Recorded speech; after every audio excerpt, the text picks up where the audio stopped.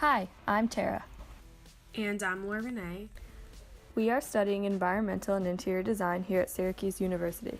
Together we reprogrammed the iconic AT&T building in Midtown Manhattan to be more self-efficient and sustainable. We will present our project from start to finish, including research, concepts, and proposed designs. Before we begin, let us tell you a bit about the rise of sustainability in interior design. Everyone is about going green these days, but according to the American Society of Interior Designers, sustainable design goes much farther than being just efficient, attractive, on time, and on budget. It is design that cares about how these goals are achieved, about its effect on people and on the environment. An environmentally responsible interior designer makes a commitment to constantly try to find ways to diminish design's impact on the world around us, with strategies such as contributions to the halt of the rapid depletion of precious natural resources, controlling emissions, and eliminating the concept of waste and nurturing the health and well-being of building occupants. The building was designed by Philip Johnson and John Burgee for AT&T in 1979. The 37-story, 650,000 square foot skyscraper was finished in 1984. It was 647 feet tall. Its postmodern style of pink granite and a Chippendale roof contrasted the rectilinear glass and metal buildings surrounding it. In 2002, AT&T sold the building to Sony and renamed it to Sony Tower. We then analyzed some demographics in Midtown Manhattan for a better understanding on who may be using this building. From our research, we found that this is mostly a wealthier, white, non-Hispanic area with mainly residential and commercial office spaces. Next, we analyzed the surrounding site for a better understanding on what already exists around the AT&T building. Some of the areas looked at were clothing stores, grocery stores, restaurants, spas, fitness centers, hotels, coffee shops, and farmers markets. We then looked into public transportation and traffic patterns along with an exterior sound analysis of traffic in front of the building at different times of the day. From this research, we found that what was around the building the least were grocery stores, farmers markets, spas, and fitness centers. We then looked at the existing building. We visited the site in person, took photos, and compared them to the plans and drawings that we already had.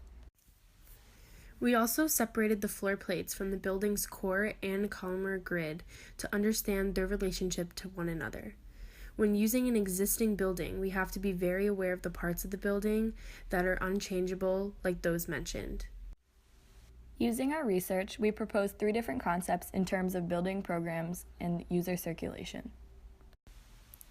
This allowed us to figure out which floors we wanted to be accessible for the public and for the private. It also helped us understand which programs made sense logically to be higher or lower in the building. We then moved forward, ultimately taking the best aspects from all 3 concepts and created our final proposal with a program consisting of an urban farm and farmers market, entertainment, a hotel, spa, fitness center, and a restaurant. We decided that there were 2 types of occupancies in our proposed concept, semi-private users and public users. The semi-private consists of staff members and hotel guests, and the public users are any users that use the market, entertainment, spa, fitness, and restaurant. The hotel rooms are located toward the top of the building because they have the greatest views and have a lower noise level. The entertainment floors are located on the lower portion of the building because they are louder, higher intensity activity. The urban farm and market are located on the ground level and the loggia of the building for public access and significant sunlight for growth. There is a service elevator that is only accessed from the private farm area for the staff to transport fresh produce to the restaurant at the top of the building. We wanted our design to utilize gray water and the hydroponic drip systems. A gray water system can recycle some of the excess water within a building.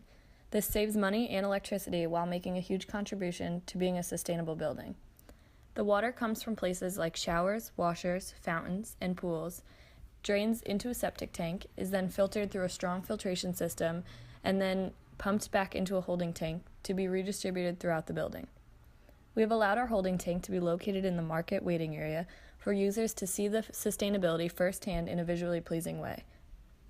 The hydroponic drip system is a nutrient solution pumped from a reservoir to the top of the growing tub through a series of tubes and is then dripped onto the plant's roots. The solution can be recycled through circulation systems, and it is an easy system to use. Along with the hydroponic drip system, vertical farming will also take place. This can reduce the amount of produce needed to be brought into the city, reduce the risk of spoilage, and carbon dioxide emissions. Our angle roof plane contains massive soil panels to provide some electricity to the building, which is efficient in terms of energy and money. The intentions of the urban farm are to provide a self-sufficient form of agriculture and water to the building's visitors.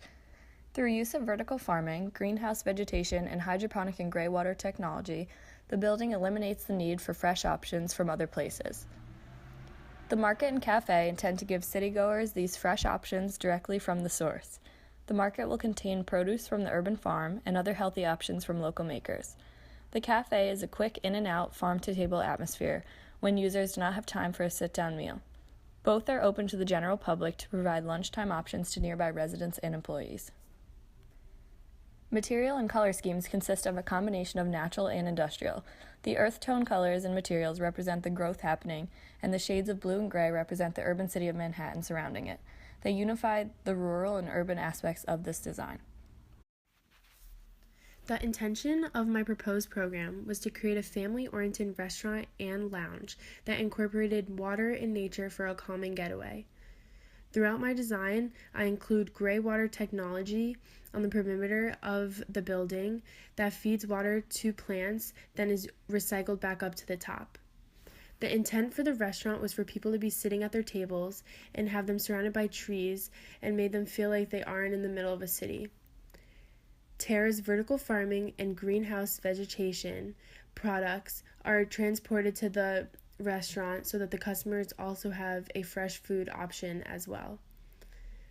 The lounge's intent is to allow families to have a relaxing and safe place to hang out while they stay at the hotel or attend the restaurant. The materials and colors I use throughout my design are soft, natural, earthy tones that symbolize the trees and water distributed throughout the space. Tara and I used very similar color palettes for our individual spaces to unify the building as one and show harmony throughout our design. Throughout this process, we built a scaled model of our building to help us understand the spaces better for our designs. The model ended up being over 5 feet tall. At the end of last semester, some of our work and model were displayed at the International Contemporary Furniture Fair in New York City, along with chair designs from the 5th year industrial design students. Each chair was matched up with a building based off the time periods and styles. Luckily, ours was one of the 4 groups to be displayed. With the constant motion in Manhattan, a natural, rural-like design can refresh and revive the busy city-goers. After hearing this presentation, we hope you realize the impact sustainability can have in interior design.